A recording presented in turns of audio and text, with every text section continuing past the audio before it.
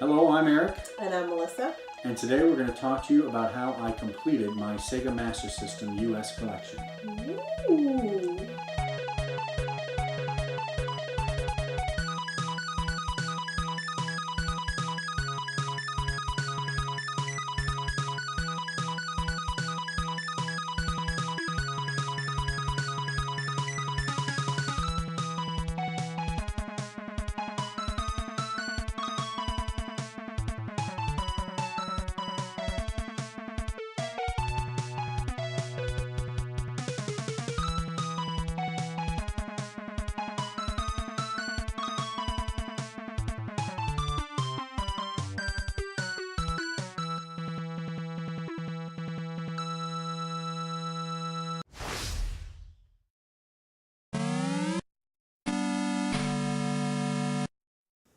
We got our Master System on Christmas of 1988. And I remember in maybe the month leading up to it, I was really excited about getting a video game system. Certainly the NES had been around for a while, but I had gone to a Toys R Us and I had seen this other system that I'd never heard of before. And when I started doing some research on it, I liked what I found. The only problem, of course, was that I had to convince my brothers that they also wanted a Sega Master System. In fact, I tried to convince as many people as I could. Yeah. Ultimately, I did convince my brothers that they wanted a Master System, and actually I convinced my friend at the time also. So for Christmas that year, my brothers and I, as a joint gift, we all received our Master System. And for the first, maybe in the first year and a half that we were interested in it, we acquired 12 cartridge games, and then the two that came with the Master System, the Hang-On and Safari Hunt, that was built in. But we then acquired an additional 12 cartridges, which are out here, and I wanted to talk briefly about some of them. So when you first got your Master System that Christmas, what games did you have? Just what came with it? It came with it. It came with Hang-On and Safari Hunt built in. And then the very first game we got with it was Choplifter. Okay. And this is an excellent translation. I remember playing Choplifter on the Apple II. And I saw this at the demo unit. They had Montgomery Ward's, had Sega Master System demo units. And I remember seeing Choplifter and being really impressed with it. So we got this with the system. Okay. So that's what we had for maybe the first 2 weeks, those 3 games. And then in early January, my friend who also got a Master System, we went out, our parents took us because we were still young, took us out to the mall, and I wanted to grab, or I did grab, Action Fighter. Now this is the first Master System game I bought with my own money. It appealed to me because it seemed arcadey. It seemed like it was, at the time I was very concerned about longevity of games, so I wanted one that I thought would sort of have a high replayability. And I grabbed Action Fighter, and at first I wasn't real impressed, but it's definitely become one of my personal favorites. He grabbed Shinobi, which was probably a better choice in hindsight. But first game was Action Fighter. Now, did you share that? Share? Yeah. Did I let my brothers play? Yeah. Of course. Yeah. We let them play. All right. We let them play. And then at the time that we got the Master System, they were doing a promotion. You could send in the UPC and get a free copy of Double Dragon. Now that was a big deal in 1988. Double Dragon was a very popular game, and the Master System version had 2-player play, which is its sort of claim to fame. So that was an excellent deal. So we did get Double Dragon, but that wasn't until maybe February of 1989. But then you ruined your box, right? Did you with the UPC symbol? Where'd you We had to cut. My dad cut he didn't cut through the box. He did this little thing where he peeled it off. Yeah. So but we got a Double Dragon out of it, which is fine. Of course, in later years, the box is more valuable than the Double Dragon, but at the time. And then as we progressed, I think some of the next games we got that are noteworthy. There's some others here that I'll just put up. Alex Kidd Miracle World, certainly the Super Mario Brothers for the Master System. Really great platformer. My brothers and I had a lot of fun exploring and playing that. And then we moved into, I probably got this one next. This is Power Strike in the list here. Power Strike, this was a mail order game. Now, I didn't buy it mail order. My memory is that I saw it at retail at a Toys R Us or something, and I thought, this is very odd that this game is here, and it's cheap. And so I bought it for those 2 reasons. I could afford it, and and it was like $20 at the time. Oh. This was a fantastic pickup. I love Power Strike. I love the Alesta series. Big shoot 'em up fan now, and so really glad to have this. Not the least of which is because it's also a very somewhat unusual, hard to find game, and I bought it back in the day. Couple other noteworthy ones. Let me start over here. Wonder Boy 3, another fantastic platforming game. It's kind of a Metroidvania game. I admit I wasn't real interested in it before Metroidvania. Yeah. I wasn't real interested in it. It was my brother's, but as I played it and as the years have gone by, I've come to acknowledge that this is a fantastic game, and I'm really excited about the re-release, the what do you call it, the HD remake that they've done. Now, you said like that was your brother's. So were your brothers buying games too? Like some of these they bought and now you own them, kind of thing? My youngest brother bought some of them. There's an Alien Syndrome here. There's a zillion. He got a Penguin Land for his birthday. So he did buy some of them. Ultimately, I ended up buying them from him later years. So they became mine. And we still have the original manuals with our scorebooks in them, which is kind of neat.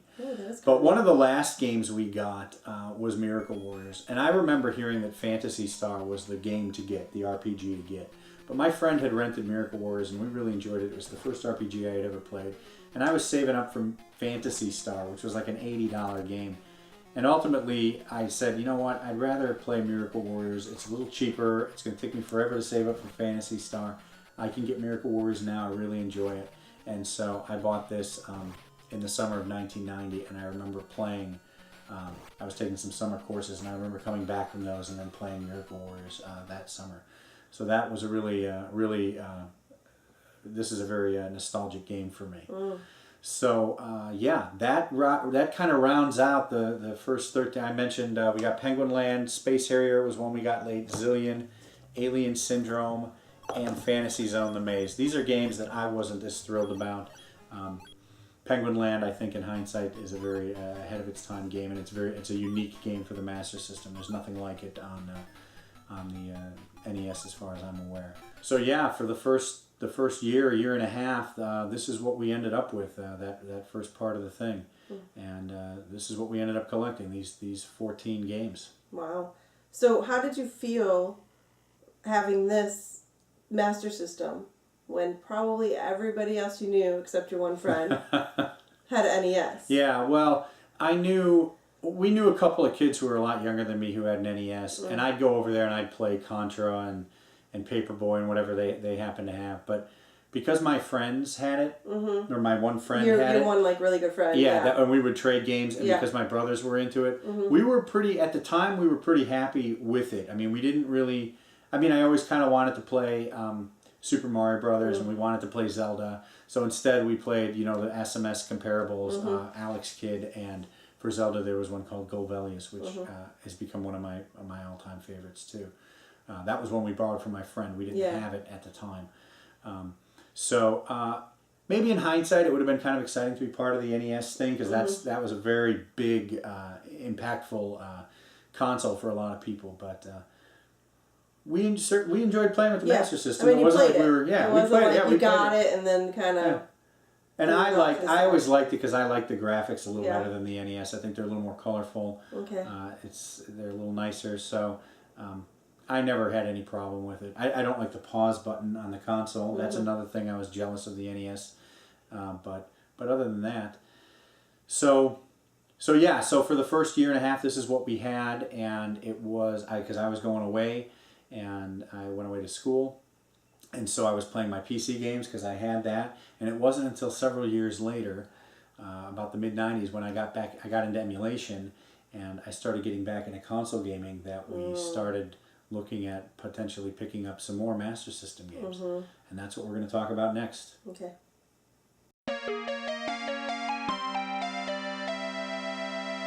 So in around 1996, I was getting back into console games because of emulation. And I decided, because the emulators weren't running very well on my PC, that I want to get the original hardware and I want to play some of these games for real.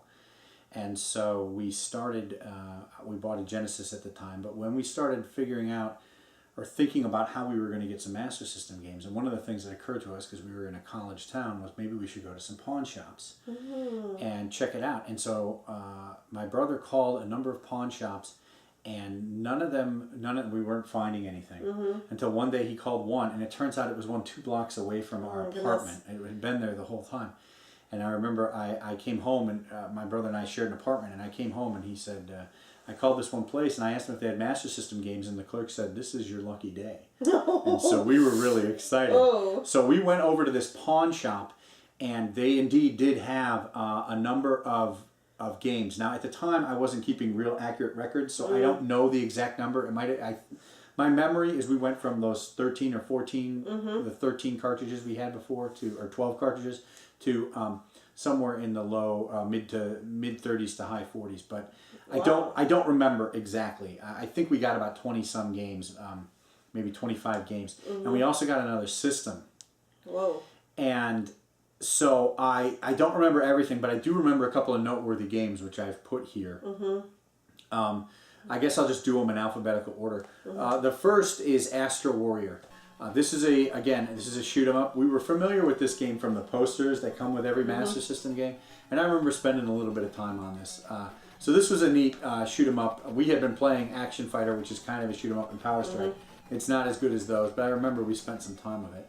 And then this was our first, and it's one of the few third-party games. This is published by Activision. This is Cyborg Hunter. And I never thought much of this game, but my brother used to play it a lot. And so I am certain that if I was to pop this in, the game and the music would remind me of those days 20 years ago in 1997. I'm going to skip this one for a second. The Ninja, this is another one. This is a game I'd like to try.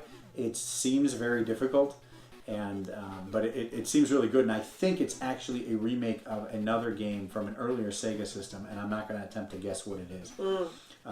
So another ninja type. I think it was a female character actually in the original, but this is another game that my brother played a lot. I think it's an interesting gameplay style. It's very fast. It's auto-scrolling, and you gotta be shooting these ninja stars and finding these scrolls. So this is another game that he played a lot. But the big one, of course, is Ys. And this one I had known about, going into it, right? Miracle Warriors, Phantasy Star. Okay, so now I go on Google and I say, look up like the best Master System games. Yeah. And the prices, right? Yeah. How did you do that back then? Well, I had some GamePro magazines for a while, Okay. and I'm struggling to remember if they even talked about Ys in GamePro. I know they talked about Ys for TurboGrafx, and I knew it was a Master System game. It might have been on one of the posters.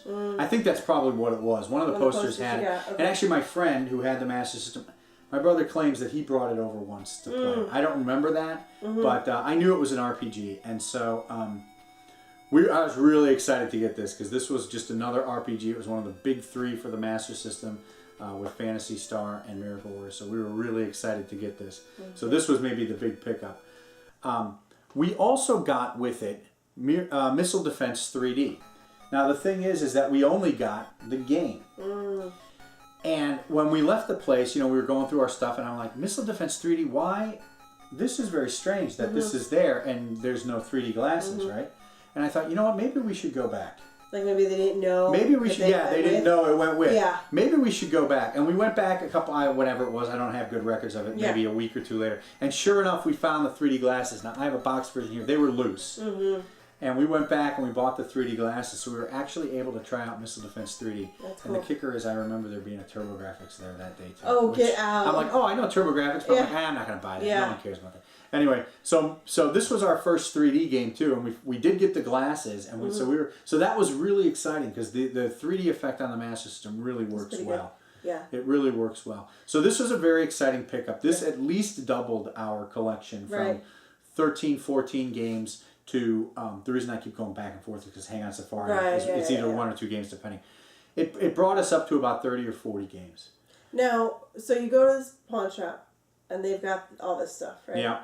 So, you know how much, Master System games are kind of going for now, right? Yeah. So, were they priced, really expensive? No. At that point, it was retro gaming 1997. Yeah.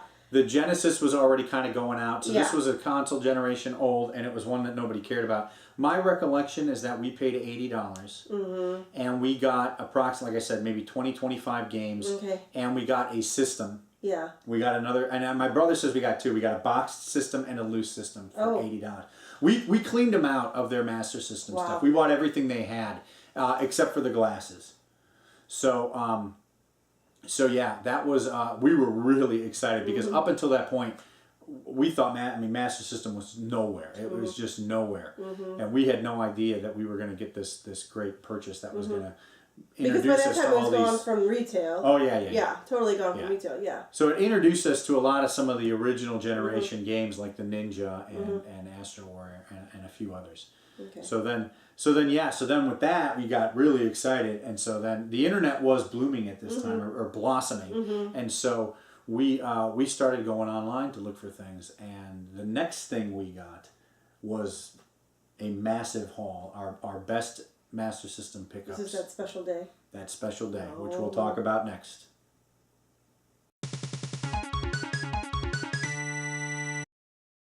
Okay, so the pawn shop thing was early in April. Okay. We're not exactly sure of the date, but I think it was early April, April 4th. But by 3 months later, in July, my brother found the ultimate Sega Master System pickup. Oh, my goodness. And he tells me the way the guy was doing it, he kind of figured he wanted to sell the whole thing as a bundle. So my brother offered him a bundle price. Now, the way I remember it is it was roughly 80 games. Oh my gosh. And we paid somewhere just north of $100 for it. It was a little more than $1 a piece. And we call it Rick V Day. It's so true. And every year they celebrate it. My brother, I don't know about celebrate. Well, hey, it's the anniversary. Hey, happy anniversary for Rick V Day. It was tremendous. Certainly the bulk of the collection that I have. Was this like a Craigslist type of a thing or eBay? Yeah, it wasn't eBay. Okay. It was on a message board or something. It was a guy we didn't know. I mean, this was the young days of the internet. It was just a guy on a message board. He says, "Hey, I'm looking to sell all this stuff." You're still safe. Huh? Internet was still safe. Well, it was a gamble. We sent the guy $100 and some, and we got this giant box of games, and I've picked the best of the best right here. But yeah, Rick V Day is a big deal. And how many games are there for the system? In the U.S. there are 114 cartridges. And you got 80? Yeah, but a bunch of them were duplicates. Oh, okay. I mean, at this point we had 40 some, maybe mid 30s, 40s some games. We got 80. Okay. And so a number of them were duplicates. Okay. But the ones that I've got here are not. And these alone, I mean, some of these alone are worth, what we wanted. In fact, the reason that my brother went after it was, of course, for Phantasy Star. After 7 years, back in 1990 by Miracle Warriors, 7 years later we got Phantasy Star. And my memory of the time is that the ROM for this had recently been dumped. It was highly desirable. The ROM had recently been dumped, and I started to play a little bit of it, but then we got the cartridge, and when we got that cartridge, I played the original thing. So this is what prompted the sale. Okay. And so I want to talk sort of about what we consider to be the big games through it. I'll just go in order, I guess, here.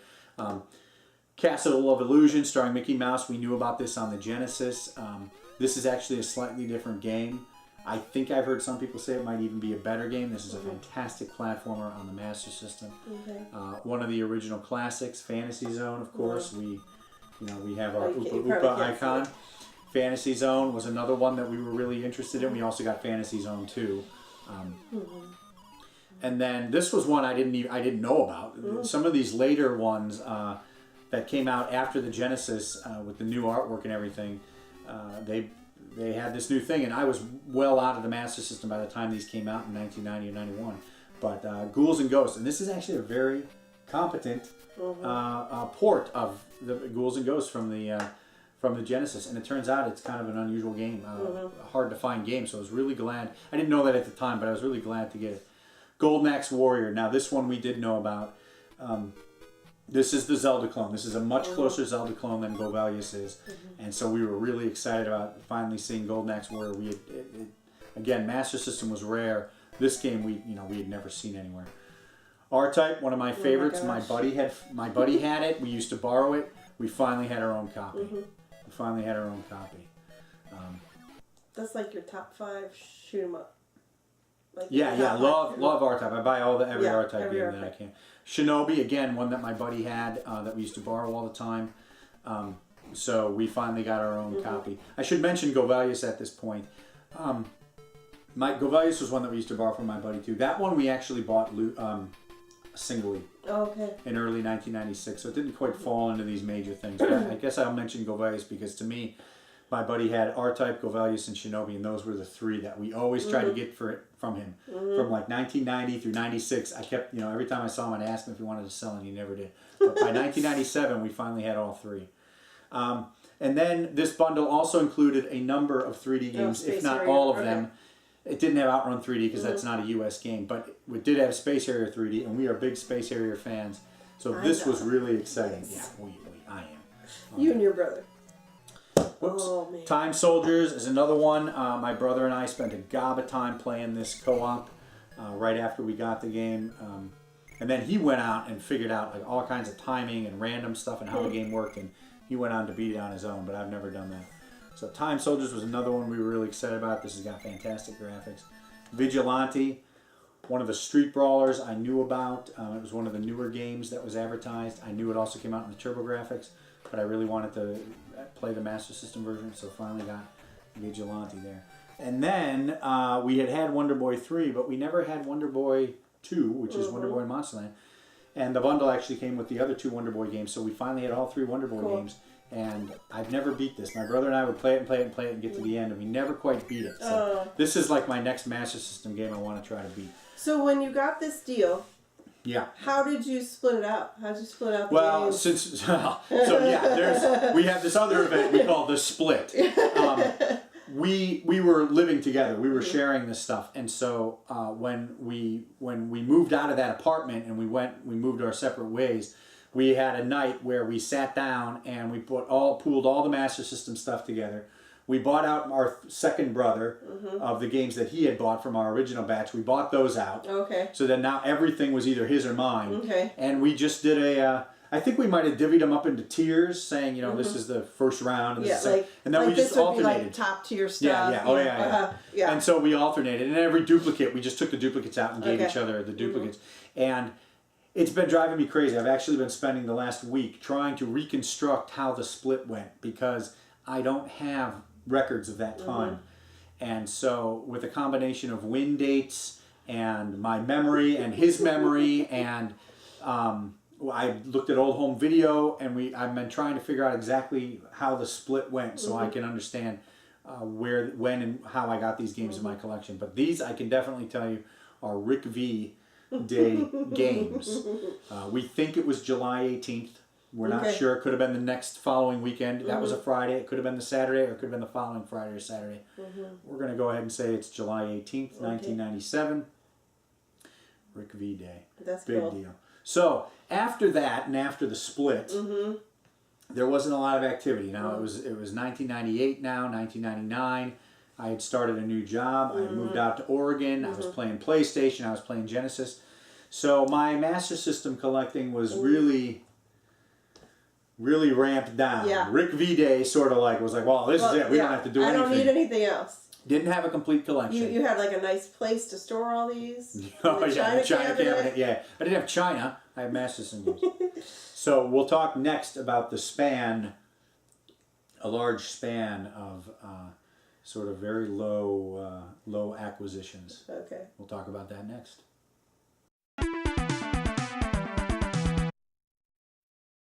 So after Rick V Day, there was a period of about 12 or 15 years where it was just kind of trickling through the Master System stuff. And it was because none of the other games I was really interested in. If I was interested in them, it was, maybe only to sort of complete out the collection. And for a while there, I was collecting a bunch of other stuff. I had gone back to school. We got married. There was other things to spend money on. I was buying more recent games, not the older stuff.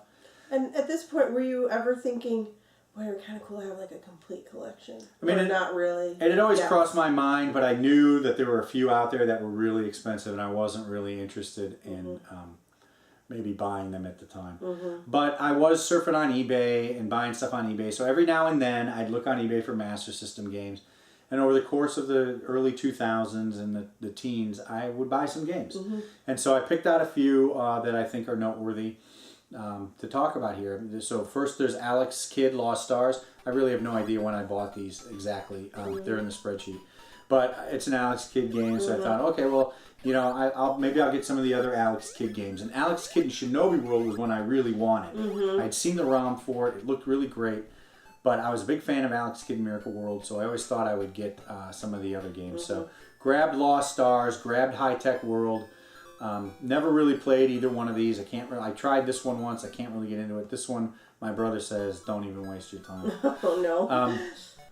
Aztec Adventure and Golden Axe. I'm a big fan of Golden Axe. I loved it in the arcade. I was drooling over the Golden Axe pictures and the magazines for the original Genesis. I had already, at this point, we had a Genesis with Golden Axe. That was in 96 or 97. But these two games, Aztec Adventure and Golden Axe, I found new, sealed, factory sealed on eBay. Oh, wow. In about 2000, I think it was about 2000 or 2001. I was wondering, I mean, they're not sealed anymore. No, but these clips they're so pretty. Yeah, these are the last two new Master System games I got, and I got them I think they're the last two new. Got them in about 2000. I held on to them sealed for a little while, and then I'm like, I'm cracking them open. And it was remarkable to say this game has been sealed for 10 some years. So that's why I brought these up. Okay. And then maybe in 2005 or 6 or 7, again I was on eBay and some guy was selling these, which I'd never seen. I'm sure I knew about them, but I'd never come across them. These are in fantastic shape. Yeah. Dick Tracy and Michael Jackson's Moonwalker, which I knew about from the Genesis. So I grabbed them and just kind of added them to the collection because I figured, what the heck, you know, they're in such nice shape and they were relatively cheap. And then finally Quartet. This is an old arcade game. I think I had wanted it for a while. It just seemed interesting, and so I saw it. So for a long period of time, the collection was growing really slowly. And I guess what I'll say is at this point, by about the time I started getting back into retro gaming, 2012 or 13, there were a few left, which I'm not mentioning. There's just a couple of random things. But by about a year ago, I had all of the Master System games complete in box with manual, except for 4. So that was like 2016. 2016-ish. Somehow you had gotten... Yeah, I trickled and bought them. And I think, so what happened was, I'll tell it this way. What happened was, I got back into retro gaming, and one of the things was that we got introduced to the Cartridge Club. And I was on Retro Fandango, and they were talking to me about getting a complete collection. I think up until that time I had been thinking, well, I'm probably not going to do it. But after doing that podcast and thinking about it more and more, I thought, you know what? Maybe I will go for a full collection. So there's 4 more to get. 4 more. And we're going to talk about the final 4 next.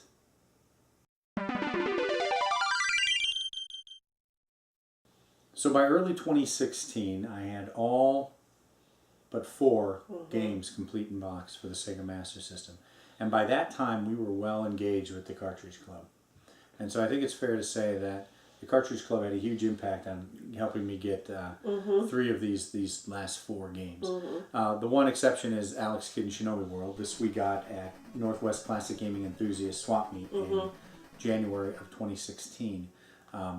And this was one of the games that I wanted to play the most, and I've been looking for it for a while. Only saw like a sealed copy, which they wanted $400 for. Oh my goodness. But this one swap meet, there was a young man. Yep. He just was there with his family, and it was out there. And he had several other things, too. Yeah. And I don't think we've ever seen him. I've never seen him before. He was like a new vendor. Yeah. I mean, he might have been at the swap meets because I see him now actually a lot. Oh, you do? I don't even know if I know. I've seen him at I think PRGE, and I've seen him at that swap meet again. Okay. But he just had it there, and when you got it, it was for me. Yeah, he was like, I bought it. You were like, I'm right, and up to this point, we were kind of like, oh, it'd be kind of cool to get a whole collection, you know. But at the same time, we're kind of like, I don't know if we're ever gonna find, you know, at least 2 of them. We were kind of like, I don't know if we're ever gonna find those. Yeah. Like, it might not even be possible. But when you bought that, it was like that was it. We were like off. It was like you couldn't stop us now. We had momentum to get them off. It was kind of like, because this is the second most expensive game, and it was like when that got knocked out of the way, it was like, well, this is actually kind of doable now. Yeah. So, Alex Kidd and Shinobi World. So that's number 4. So number 3, I do have the Cartridge Club to thank. I guess I have been talking to some members about my Master System collection, and Curtis Frizzle, from Girlfriend Versus, he was looking out for me, and he came across Sports Pad Football, which for some reason is a little bit unusual. I think only because, well, it's a Master System game, first of all, but it also uses the sports pad, the roller pad, which I happen to have.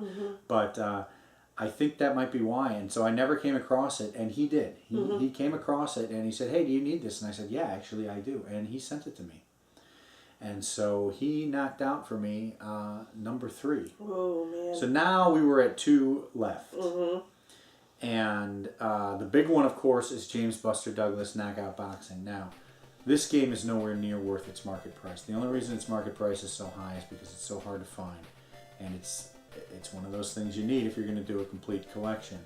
So I've been monitoring the price. And, of course, back in, I maybe looked at it a decade ago, and I'm like, I'm not paying $200 for it. I'm not paying $100. It's ridiculous. I'm not paying $100 for a Master System game. I bought 80 of them for $1 a piece, practically. I'm not buying a $100 Master System game or whatever it was. Well, the price has only gone up. And, of course, now we're in the retro gaming bubble, and so the price is really high. But I've been tracking it around the time of PRGE last year, and I thought if there's any place I'm going to see it, it's going to be PRGE. Now, how many times have you seen that? I have seen in person. Yes, not counting the time you bought it, let's say. Complete, I'd never seen it complete. Okay. I saw it at PRGE 2013 without the manual, and I think they were asking $200. And that was the one that Pat, the NES Punk, bought. And I know there was a guy who's been carrying one around. I'm not sure if it's just cartridge and he's got a repro case, or if it's just the case, but it's also incomplete. He's asking a few hundred. But I had never seen a complete copy except what about like on eBay? Every now and then you see it on eBay, okay. But for some reason, most of the copies on eBay don't have the manual. This was the first time I'd ever seen a complete copy in real life. And we have Rocket Sauce and Musty Hobbit and Dean, Round 2 Gaming, to thank for that, because they spotted it. And they let me know where it was. They came and found me and said, hey, look, this game is over there if you're interested. So I went over there, and I was too nervous to buy it. You actually negotiated it for me and bought it. And the reason we did is because I had a little extra money set aside that year. What was it? It was last year, 2016. Yeah. I had a little extra money set aside for some Master System stuff. So again, the Cartridge Club came to the rescue, pointed this out to me, and we grabbed it. And with that knocked out, oh my goodness, there was only one left to get. Just one. And it's not that expensive. No, it's not. $30. But now, so this is the full disclaimer, okay? The full disclaimer is that there are a number of games, and by my count, there are 4, that are European releases that they brought over and slapped a US UPC sticker on. But other than that sticker on the box, they are identical to the European version. Those games are Spider-Man, which I do have the UPC sticker for, Strider, which I also have the UPC sticker for, Golden Axe Warrior, which it turns out I don't have the UPC sticker for. I thought I had the US version because it's got the portrait manual, whereas most have a landscape. But this one had a portrait manual even in Europe. And it only has English on the box. So maybe it was just a UK release. In any case, I don't have the UPC sticker for that. And this final one, I just got the European version because... What's the difference in price? There's no... The difference in price is about $30 to $200 and some dollars. And... for that price, you can easily, you can make fake UPC stickers. I don't count that as part of the collection. This game was released in the US. This is what it looked like. This is the binary, the ROM. This is what the manual looked like. This is what the case looked like. So I consider this collection complete. And the final one is Sonic the Hedgehog. Not a very difficult game to find, apparently, except for me. I could never find it. Well, and because it was the last one. Also, you aren't just looking, you know, you would have bought James Buster Douglas Mm-hmm. 3.5 years ago, right? But it's got to be in QDawg condition. It's got to be a cute, yeah, joking. Right? So, I mean, you and Joe are like the same. Yeah. Your condition has to be pristine. So, Okay, so I've been looking for this, and again, the Cartridge Club knew. And apparently there is a gentleman that sells a bunch of Sega games over at the Barrie Game Exchange. in Canada. And so, RetroPixel. Mm-hmm. I guess I had talked to him about it. It was sort of a surprise. Yeah, yeah. He tweeted me or texted me after the thing and said, "Hey, I picked up this Sonic for you. I'm sending it to you." And I was blown away by that. Yeah. It's the last game I needed for my collection. It was a gift from RetroPixel. He picked it up at the expo, bought it, and sent it to me. Mm-hmm. And I am extremely grateful. Mm-hmm. And so, I guess what I want to say at this point is I now have what I consider to be a complete U.S. library of Sega Master System games, and I'm really excited about that. I'm collecting some variants, but I can play any game I want for the U.S. Master System, and they're all here. right up They're there. all here on display. Yeah. That's the other thing too. It's kind of nice. They are on display. Yep. They're not in just boxes. So you can see them. You can Yep. all see them. So from it, we got our Master System on December 25th, 1988. Mm-hmm. And I got this game in the mail on April 13th, 2017. Oh my goodness. And if I'm remembering the number right, I've got it written down somewhere, that is 10,336 days. That's what you were telling me. I was telling her about date differences, yeah. So, if that's not right, I'll put a correction, but it's about 10,336 days Wow. it took me to get a complete Master System collection. Not that I was trying every day. Right. But that is the duration, the span which it took to get it. So that is my path, my journey to 114 U.S. Sega Master System cartridges. Wow. That's kind of exciting. Yeah. Yeah. And I don't know if I'll ever do another complete collection, but this is the system I grew up with. This is the one I consider my formative years. It had a huge impact on me. Very involved in the Master System emulation scene back in the day, and now I have a complete collection. So Yeah. very exciting. So thank you, Cartridge Club members, especially Curtis and James, and round two, It's Rocket Sauce and Musty Hobbit, and of course, thanks to the Cartridge Brothers and Retro Fandango for kind of getting me involved and inspiring me to push me to finally completing that collection. Yeah. That's it. All right. Thanks for watching. If you enjoyed the video, like us and subscribe.